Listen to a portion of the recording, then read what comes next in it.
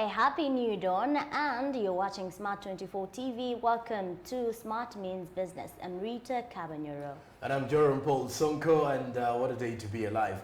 And times when we would definitely say it's a new week and we're kickstarting it off in more of a better way to run and drive your business. I'm Jerome Paul Sonko, and this is Smart Means Business. And very well, it's a happy Valentine's Day across the international globe. For those who celebrate it anyways, it could be either you take it on or you leave it. So the ones who are going to be celebrating it, happy Valentine's from us. I don't know, are you wishing them a Valentine? To all the people out there who are trying their level best to make themselves better, making life really look better for them.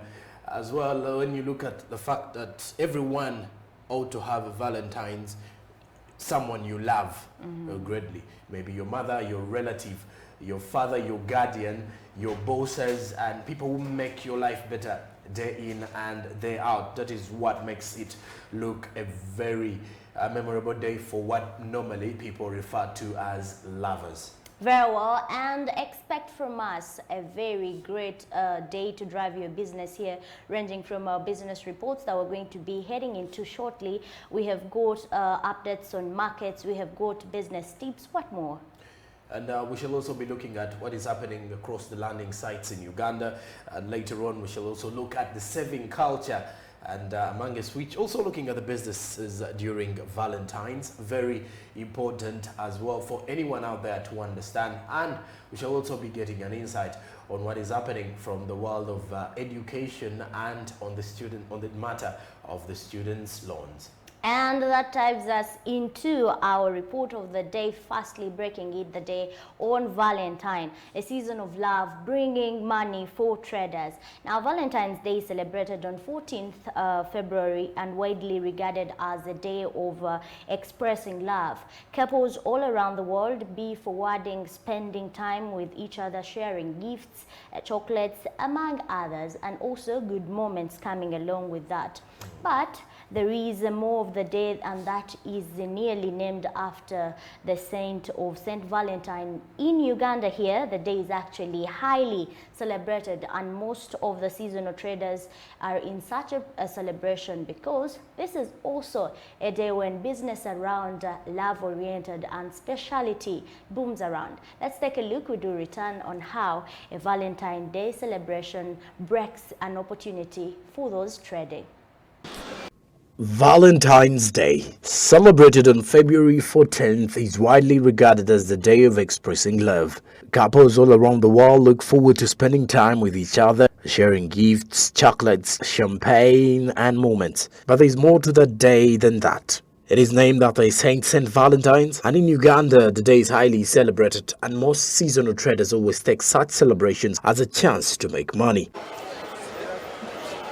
Smart 24 TV moved downtown Kampala to find out how business was ongoing during the Valentine's Day preparation, and among many of the businesses that dominate this period is that of gift hampers and selling of flowers.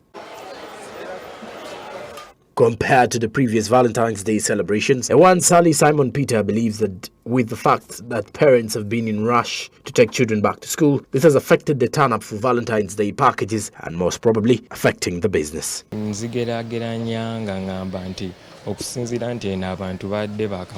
comparison, since most people had just taken their children back home, the demand has been low compared to the pre-pandemic level. Okusinziira ku ziri eri nga tetunnaba kubeera n'eno pandemic, kuba demand yali ya waggulu nnyo nga buli omu olunaku alwesunga, mwagala wange mmutwalidde ki? Okusinziira ku eno tennaba beera waggulu nnyo nga expectations zaffe we zandibadde. Sally also says that there is more money at stake during the festive season than Valentine's Day because of the fact that the Valentine season is unpredictable in terms of customer turn-up. Nga Valentine season eno, kuba Valentine season toyinza gyesigulirako nnyo, teringa nga festive season. You can't rely on Valentine season like that of the festive season. Kuba abantu babeera babyetaaga nnyo. Some other dealers say that orders are coming through, though there has been steady competition from a number of people doing the same type of work, since almost everyone has been preparing for the season. Season ya Valentine Bannayuganda twagala nnyo okubukinga ebintu essaawa esembayo, but mashallah it's not been bad. Some people are ordering, but then sometimes otyam the fact that bwemba mugenda mu season olaba business nyingi ezibadde created ezikola ekintu kyekimu kyokola, but bw'oba nga wekkirizamu ng'okola ekintu ekirungi, we believe orders ziri kujja, naye nga mpola mpola naye buli woyita gy'ogula ebintu gy'osubula ebintu orealizinga mbu abantu bangi abakola ekintu kyokola n'otyamu ng'omuntu, but it has not been bad. Just like any other business, there are also challenges during the Valentine's season, and one of which is the price fluctuations that affect the traders a lot, and also the fact that there is a high competition from various people doing the business. Challenges ze tusinga okufuna ziri ku price fluctuation ebintu bye tukozesa. Oyinza okwekanga kati seasoning eno abantu ne balinnyisa ebbeeyi y'ebintu bye tukozesa. Most of the challenges we face, one is price fluctuations, as our suppliers tend to hike the prices during the season. Ogenda n'osanga owa kariboni kano nga yayongeza ebbeeyi nga yasuubudde ebbeeyi ya waggulu, naffe n'atwongeza eno, ate ng'eno prices ze tuyina ndala. Owakagoye akagendako byonna kwegamba price fluctuation, enkyukakyuka y'emiwendo mu bintu bye tukozesa, naddala mu season etwafekitinga nnyo. A toast to love. Love is in the air as couples prepare to spend Valentine's Day pampering their sweethearts. But that celebration will likely cost more this year due to the coronavirus pandemic impact. According to reports in the US, around $24 billion is expected to be spent for Valentine's Day 2022. Valentine's Day is the 5th largest spending event in the US after the Winter Olympics and Mother's Day. And good luck to everyone hoping and also reaping from Valentine as a day. Sonko, what do you reap from Valentine? Well, I normally celebrate it in a way that you recognize a number of women and your brothers. And why would I say women? Because some people tend to build it around women or resort it around women. But I normally celebrate it commemorating the women that are very important, that play a very huge role in pushing us to greater heights. Okay. And normally at my workplace, there are a lot of ladies, starting with her. So we celebrate. So I should expect something from me? No. Prayers, just my mother, and then if I look at my brothers and my friends, my gangos, so all those people, I believe love genuinely covers everybody.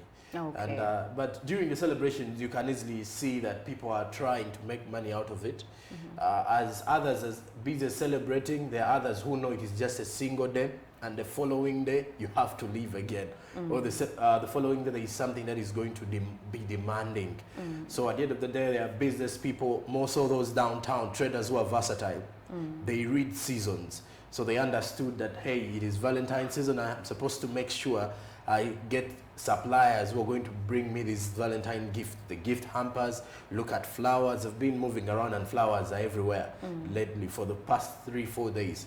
People are making money in there, though some are claiming that the season has not been so demanding for almost everyone because this time around it's like people were not so ready or in the mood of the Valentines to support their loved ones. So others were still in that shock of COVID, but then there are others They're still reopening themselves. And then parents are just taking their children back to school. Those are some of the arguments there. And then the others, the economy is just fully reopened, so they are trying to recover Pola. So you can clearly see that most of them are trying as hard as they can to make them. Others are making the money. Others will celebrate definitely. And for those who will celebrate, I wish you a great day. But also this comes along, but before even I go into coming along with business orientations, most people entail Valentine between two people, actually between the spouse.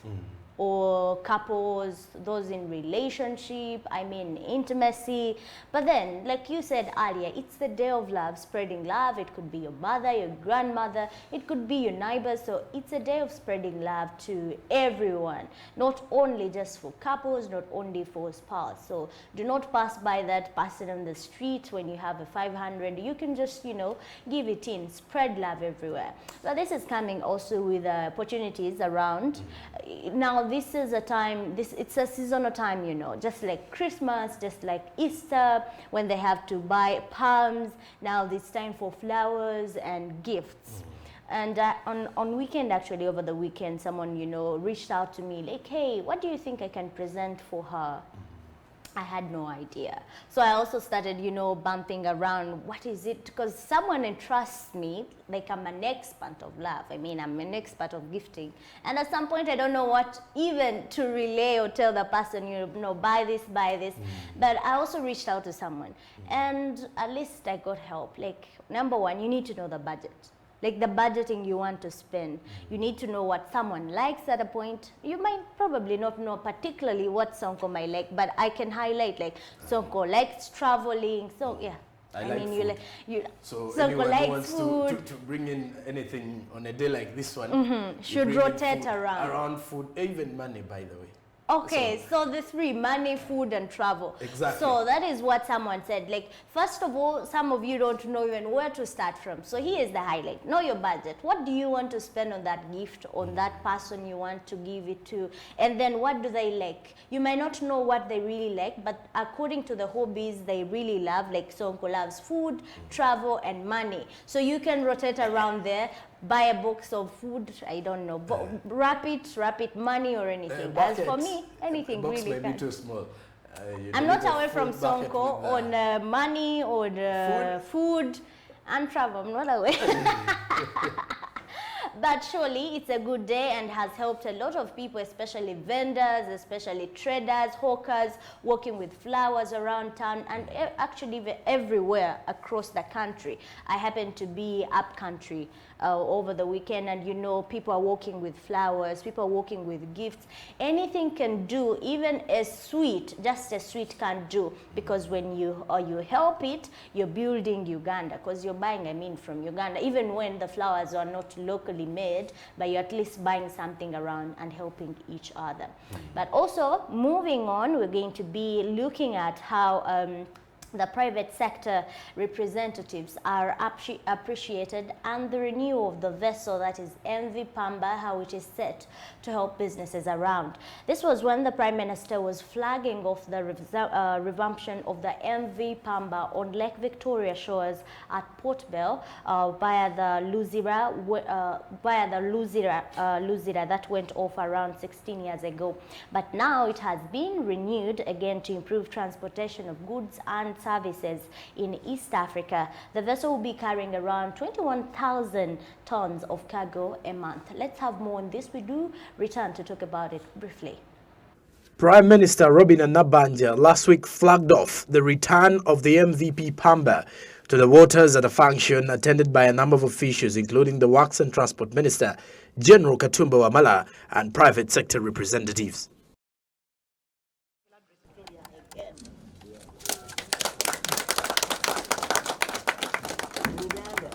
Uganda Railway Corporation Managing Director Stanley Sendegea revealed that the resumption of MV PAMBA will boost Uganda's economy due to more tons it carries than trucks on roads, cheap transportation cost, where he says that it will cost $20 between Mwanza, Kisumu from Port Bell, as this will help traders. The price of water, the price we charge less than a half of the other modes of transport. We'll charge you $20 currently between Mwanza and Kisumu, from Port Bell or from Jinja. So that rate is less than a half of the other modes of transport. But also the time of delivery is, we take 18 hours, between 17 and 18 hours to ride from here to Mwanza or Kisumu. So it's less than a day.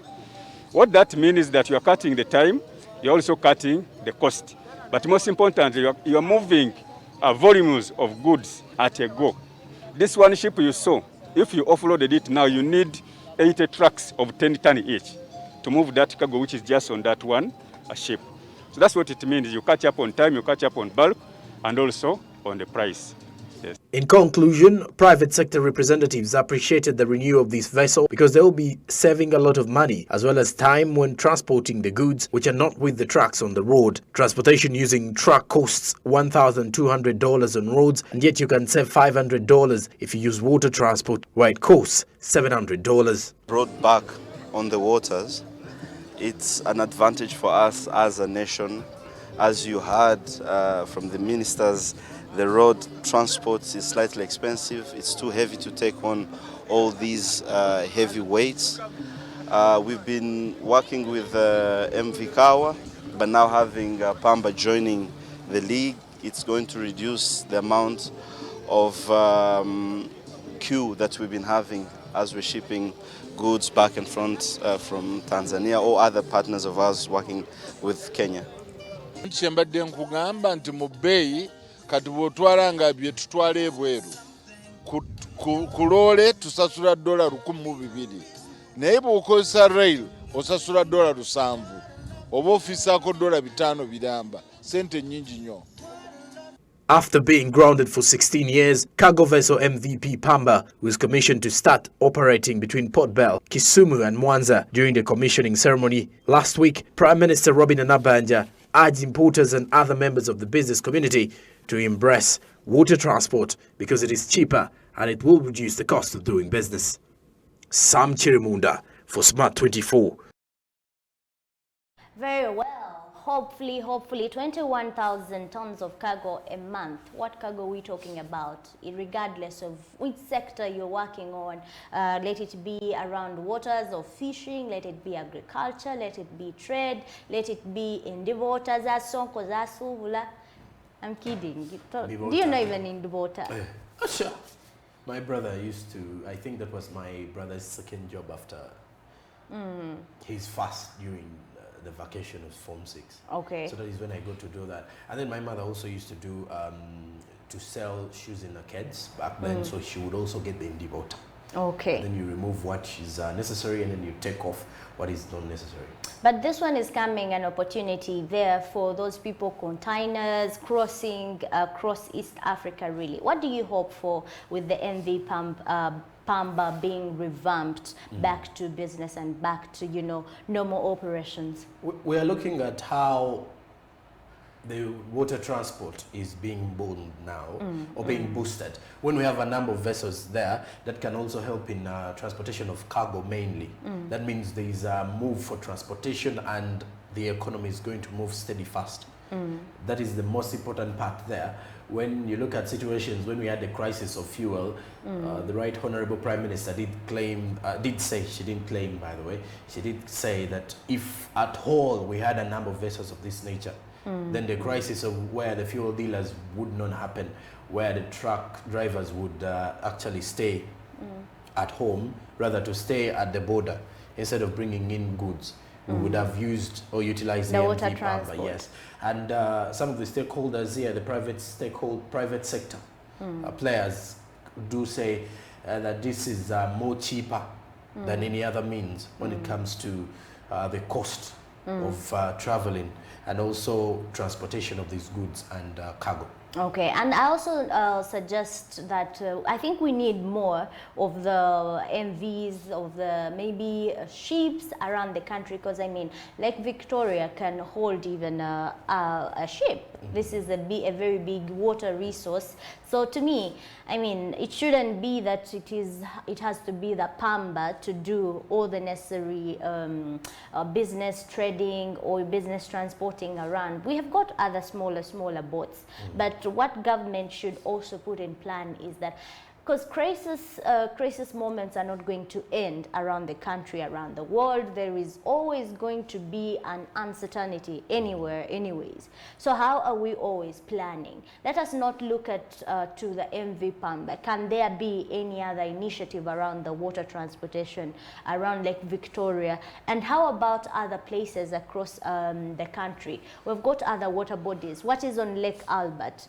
Without looking only at Lake Victoria, because now now we're going to be, the Albert Valley has got rich of oil, but there is still a lot also of trading opportunities. So how are we trying to help the people around their trade and also get their goods and services on hand? So to me, it's not just looking at one and appreciate one source of transportation that is bigger, but also can we try to bring it all together? In fact, the MV PAMBA made its first route over the weekend.